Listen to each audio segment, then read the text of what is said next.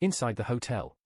After Qin Yu and the others sat down, Lao Mao ordered 3 plates of Chinese dishes, 2 meat dishes and 1 vegetarian dish, as well as a half-pound bottle of the cheapest liquor. No need to save money for me, just order 2 more dishes. Qin Yu said hypocritically. Forget it, you didn't get paid when you first came here, so that's enough. Although the old cat was a little stunned when he spoke, he obviously had a good heart. He rubbed his dry and cold palms, looked up at Qin Yu and asked, I heard that you are waiting for the planning area. Yes. Qin Yu nodded. Isn't it easy there? It's not easy at all. This person is afraid of getting used to it. Qin Yu smiled, once you get used to it, it will be the same everywhere. Same. All 3 of them were they are young, so there is no generation gap when chatting. Moreover, Lao Mao and Qin Yu are cheerful people and love to joke, so they became familiar with each other while chatting. During the conversation, Qin Yu discovered another detail, that is, Qilin was licking the old cat in terms of body movements and tone of voice. In short, his posture was very low. After the food and drinks were served, Qin Yu raised his glass and said, we are friends when we sit down. I am a newbie here. From now on, we will move around more and take care of each other. There is nothing to take care of. These days, you can eat meat wherever you can, but you can't. It's useless for anyone to take care of them. After the old cat replied very seriously, he also raised his glass and bared his teeth and added, but it's necessary to move around more. If you dare to mess with Lao-san and the others, we can be friends. Ha ha, Qin Yu smiled and said, done. Done. Done. The 3 of them raised their glasses and drank it all. Come on, pour some more. Qilin wiped his mouth, picked up the bottle and continued to pour wine for Lao Mao. Brother, can you do what I told you last time? Lao Mao heard it. He rolled his eyes, holding a small piece of beef with chopsticks in his right hand and said jokingly, you are such a thief. Xiao Yu is treating me to a treat. You are asking for help. How come you are so smart? Gee. Lin, when there was no embarrassment in his voice, he just scratched his head and replied, aren't I, money tight? Fuck, when have you ever stopped being tight? The old cat ate, frowned and continued, oh, what about you? Son, I asked for you, but there are no vacancies in the civil service right now. If you want to get a job, you have to burn incense and pray to Buddha. But you don't have the money, so just wait. Qin Yu was stunned when he heard this, and asked curiously. Why do you have to get a civilian job? He is a coward. Old Mao curled his lips and responded, last year, the superintendent reported to the police that in 6 months, a total of 35 people died on our side. The world is too chaotic now. He is unsure about the first team and wants to find a lighter job. Oh, that's right. There was no surprise on Qin Yu's face, because the security environment here was simply inferior to that of the area to be planned. Don't be too lazy. The old cat turned to look at Qilin, scolding with some contempt in his eyes. Qilin, you have to understand the truth. Now the environment has changed. If you don't work hard and risk your life, when will you be able to turn over? I'll give it to you. It's in the civil service department. It doesn't matter to you, but won't you have to be squeezed out after a while? What's the saying? Times make heroes. Let's not talk about the distant ones, but Yuan Ku, his eldest brother. Before the establishment of the 9th Special Administrative Region, what kind of thing did you say he was?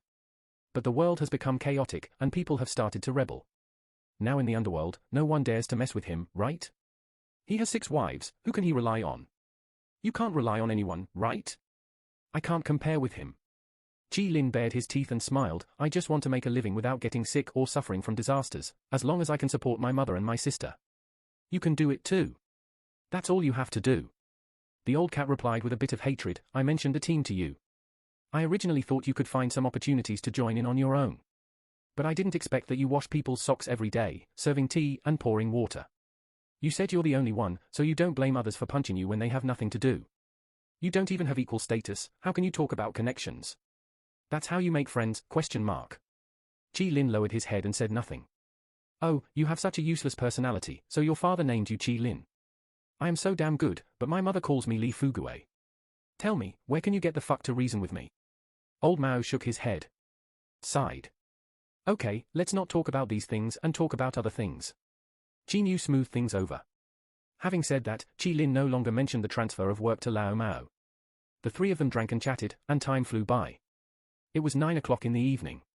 After Qilin lowered his head and glanced at the new text message again, he immediately said, there is something going on at home. I have to leave first. Let's see you tomorrow. Won't you drink for a while? Qin Yu asked. No, I have to go back first. Then I'll see you off. No, I can just go by myself. Slow down. It's okay. Everyone exchanged greetings. Qilin he took his cell phone and left in a hurry, while Qinyu continued to drink with Lao Mao who didn't want to leave. Old cat, if we can sit and drink together, we are friends, Qinyu persuaded with a slightly rosy face. Save some face for Qilin in the future. Am I scolding him? I want to activate him. Old Mao excitedly clicked on the table and said sharply, if this man has to kneel all the time, then he won't be able to stand. Do you understand? Qinyu was thoughtful when he heard the sound, and unconsciously nodded. I am in the police force, and he is his only friend. I see him getting anxious. Old Mao shook his head, forget it, let's not talk about him. I'm going to do something serious. What's the matter? Qinyu was stunned. I observed the little sister just now. She should not have any relationship with the four men. Old Mao blinked and whispered, I think it's time to take action. Qinyu was a little confused, which sister huh? Fuck, why are you so ignorant? You're the one who got off the car at the door just now. The old cat bared his teeth and said, she's so sexy. I looked at her and got hard 3 times. Hey, do you think she looks like the former star, Jun Ji-hyun, tall, with long legs? Qinyu sweated wildly, brother, hold on tighter, she's not as good as before, she's quite messy. It's okay. Son, it's okay, I'll give it a try. The old cat rubbed his palms, stood up with a swish, held his crotch between his legs and walked over to the table near the window. Outdoor. Qilin stood on the roadside and took 2 puffs of his e-cigarette. He hesitated for a long time before taking out his phone and wanting to call Qinyu. But when he pressed his thumb on the screen, he remembered that Qinyu's new mobile phone had not yet been connected to the communication system, so he could only call up Lao Mao's number. In the hotel. The old cat rubbed his little head, walked to the table by the window, smiled and asked the girl, hey, you are such a beautiful woman, are you going out to eat with your family? The girl was talking non-stop. Looking out the window, she heard the old cat calling her, and turned back with doubtful eyes, are you, okay? That's right, ha, I am the director of the TV station Star Anchor column, we are auditioning. Are you interested in knowing more? Old cat asked with nonsense. As soon as he finished speaking, the short middle-aged man sitting opposite asked his companion in Japanese with a strange look, Napin, delivery? The companion glanced at the old cat and frowned slightly. What he said was not a code word. When the two were talking, the girl had come to her senses, and responded to the old cat with a pretty face and enthusiasm. Is it really from the TV station? What a coincidence, I happen to be studying hosting. Old Mao didn't expect this girl to be so arrogant, and immediately said with bright eyes, that's great, do you have contact information? Leave one for me, and we will communicate privately later. While speaking, Old Mao said he had already taken out the mobile phone he had prepared and handed it to the girl. But his phone was for personal use, not the one the police force purchased compulsorily. The girl took the phone and lowered her head to enter the number. Pa. The short middle-aged man stood up, grabbed the girl's arm, and frowned slightly, give him the phone back, let's eat. Uncle, I'm very interested. The girl looked up with a smile. I asked you to return the phone. The short middle-aged man repeated again.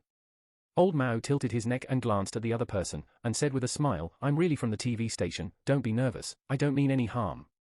The girl hesitated for a moment, then immediately returned the phone to Old Mao, and said with a smile. Forget it then, I'm sorry. The old cat was so happy when he saw the girl being so polite, but a goblin, who didn't understand the style, appeared in the middle and disturbed the situation. He suddenly felt very angry and opened his mouth to speak again. Go for it. Forget it, thank you. The girl insisted. The old cat was stunned. After staring at the girl for 2 seconds, he bared his teeth and said, if it doesn't work, forget it. I'm sorry to bother you.